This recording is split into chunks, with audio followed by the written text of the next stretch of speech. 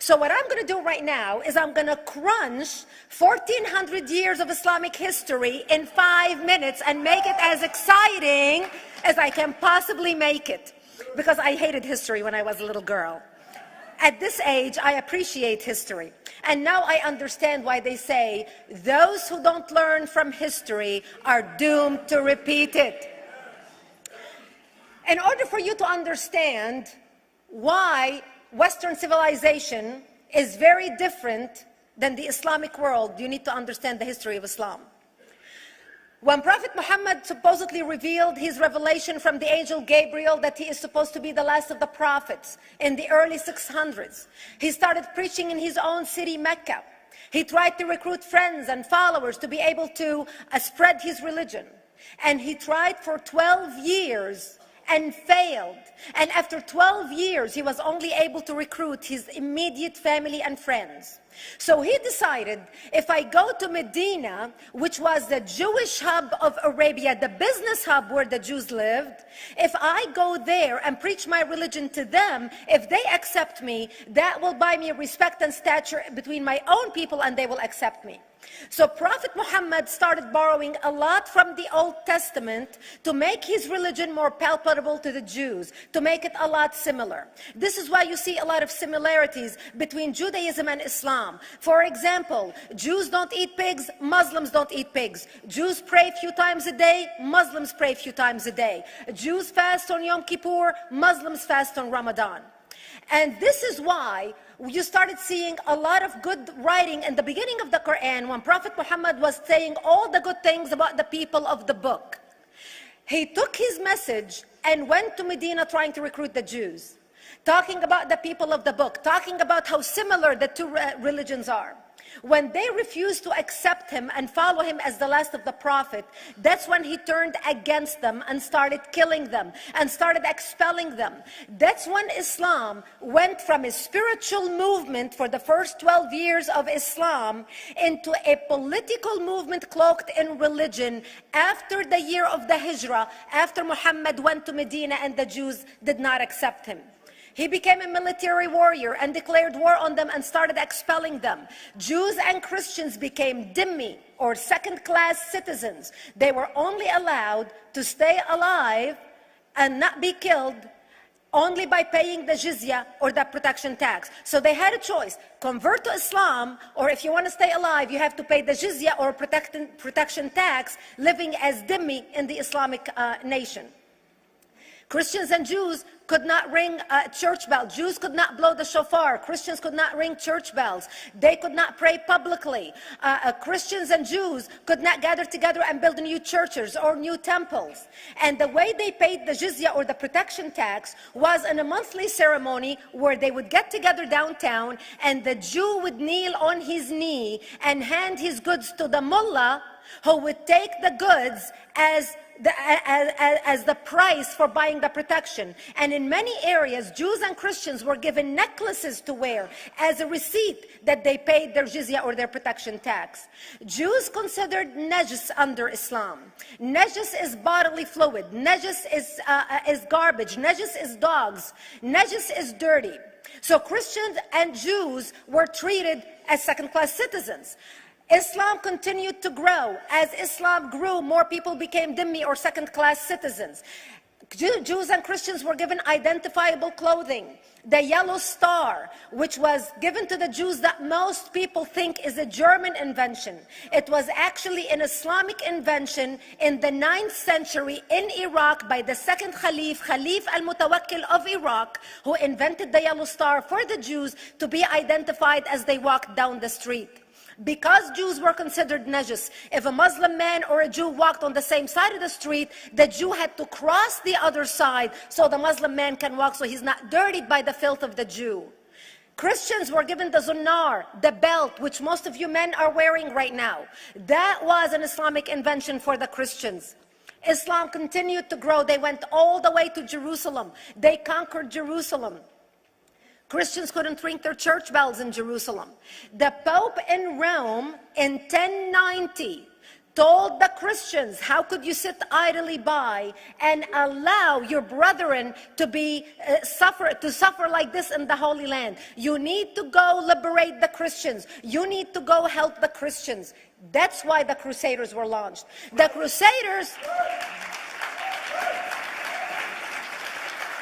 Crusaders were not launched because they just felt like waking up in the morning and going and converting a bunch of Muslims or beheading them. The Crusaders were launched to liberate Jerusalem. And they were able to liberate Jerusalem for less than 100 years before Salah ad-Din al-Ayyubi, Saladin, took it back, and Jerusalem remained under Islamic control until 1967, when the State of Israel liberated Jerusalem, where Christians, Jews, and Muslims could pray under the same sky.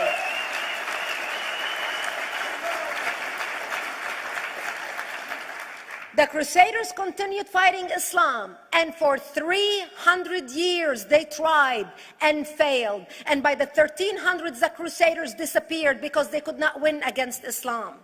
Islam continued to expand. They went all the way to Central Europe. They went all the way to China. They went to India. They conquered Spain. They changed the name of Spain from Spain to Andalusia. And they started, as they advanced, as they conquered more nations, more people paid the jizya, or the protection tax. And this is how the Islamic Empire grew. It went all the way until they was stopped at the gates of Vienna on 9/11. 9/11 is not a date that Osama bin Laden just picked out of a hat. 9/11 is a symbolic date in the Islamic calendar. By the 1600s, Islam had covered more of the earth's surface than the Roman Empire did at its peak. Between the 1600s and the 1800s, the Europeans were experiencing the European Industrial Revolution, where the Europeans were able to invent products on factory lines, where they are able to make money and sell products, which gave them the money to build a strong army in order to fight the Muslims. And that's how they were able to stop them at the gates of Vienna on 9/11. The Europeans started the pushback against Islam. They pushed them out of Europe. They pushed them out of all the way to the Middle East and North Africa. By 1924, the Islamic Empire ended. In 1924, the Islamic Caliphate ended in Turkey by President Ataturk, who was a secularist. He ended the Islamic Empire, and he gave women rights to vote. He gave women a right to an education, a right to work, a right to choose a husband. He forbid women from wearing the hijab. He forbid men from wearing the beard. The Muslims hate him so much that they consider him a Jewish agent, because they believe that his mother and her bloodline was Jewish, and that was the influence on Ataturk. By the time the Islamic Empire, or the Islamic Caliphate, or the Islamic State ended in 1924, the Islamic Caliphate had existed for 1400 years, and it ended less than 100 years ago. By the time the Islamic Caliphate ended in 1924, 270 million people around the world were killed by Islam. 270 million. And we didn't have weapons of mass destruction, and there was nuclear weapons. All of these people were killed, butchered by the sword. The people in the world, less than 100 years ago, how many people knew this history? Please raise your hand. We in America have failed to educate our children about history. We in America failed to educate our population about history. Our children in high school, you take any 17, 16-year-old kid, 18-year-old kid, and ask them about World War II. They can't even tell you what happened in World War II. For them, it's ancient history, and we still have our World War II veteran walking among us. That's how little we know of history.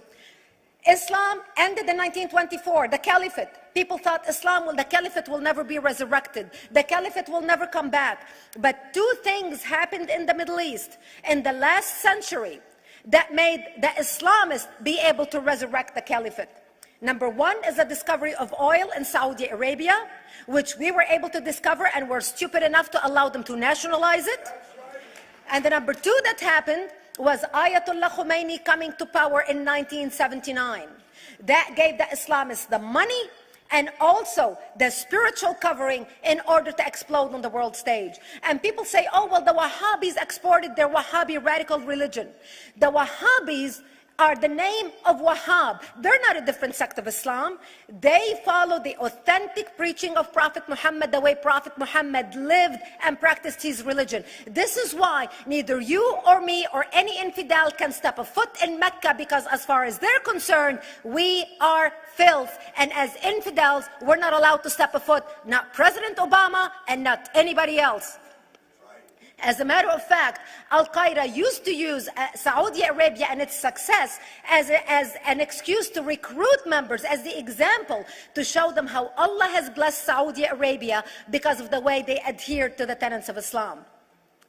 And today we talk about ISIS. ISIS is not a new invention. ISIS resurrected the caliphate that ended less than 100 years ago. Except we are too ignorant and too uninformed to understand what ISIS is doing and why ISIS is succeeding.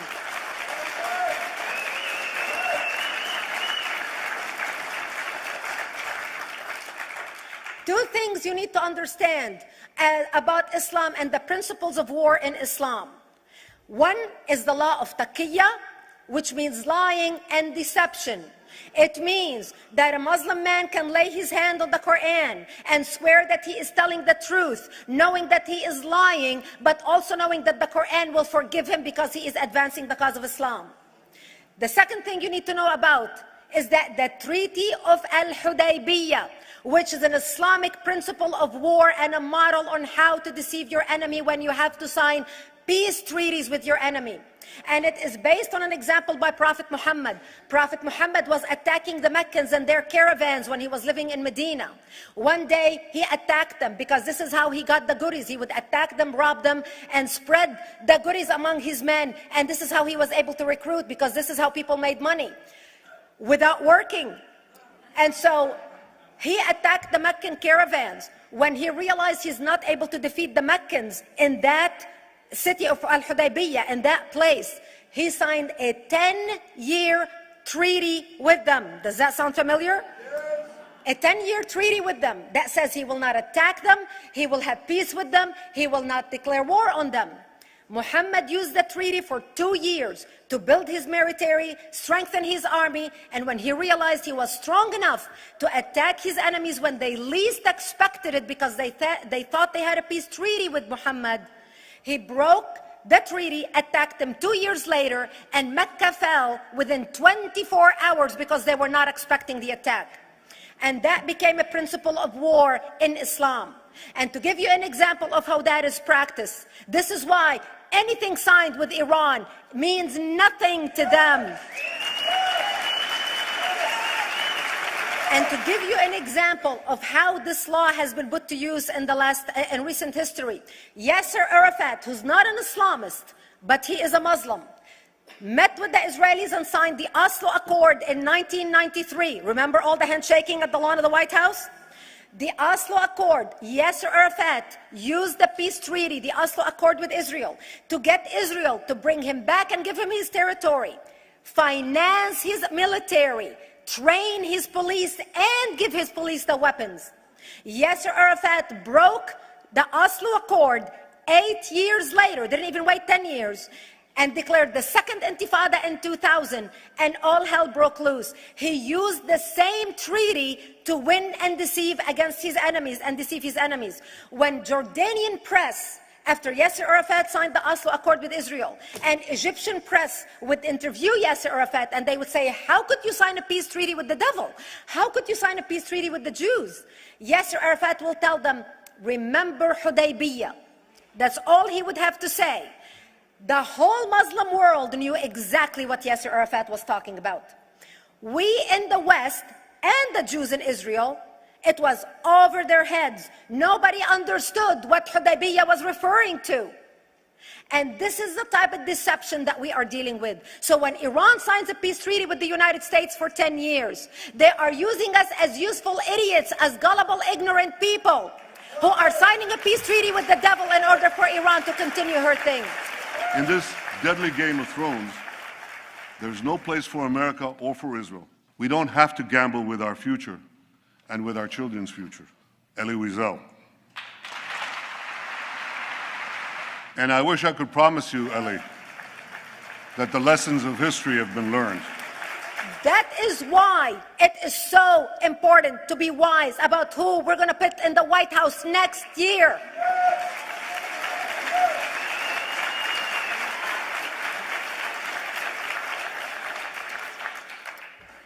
This is why it is very important that whoever we're going to elect next year to office, that the next president be well informed about the history of radical Islam, understand our enemy, understand what ISIS is all about, understand what their end goal is. And this is exactly, people are wondering how come ISIS is having such success recruiting people from all over the world. They exploded all over the world. The Pew Research did a poll, and of course the Pew Research is not Brigitte Gabriel, is not Fox News, is not Tony Perkins. The Pew Research did a poll in 2013 when they went around the world and interviewed Muslims from Islamic countries all over the world. And they asked them two questions. Would you like to have Sharia law as the law of your country? And would you like to see the Islamic Caliphate? And remember, this was in 2013, before ISIS. The 5 top countries in the world, in the Islamic world, the 5 top Islamic countries: Indonesia, 204 million Muslims. Indonesia, Pakistan, Egypt, Nigeria, and Bangladesh. 77% of Muslims interviewed in these Islamic countries, 77% want the establishment of Sharia law and want the establishment of an Islamic state. That means 77% of the world, quote, moderate Muslims agree with the establishment of ISIS and what ISIS is doing.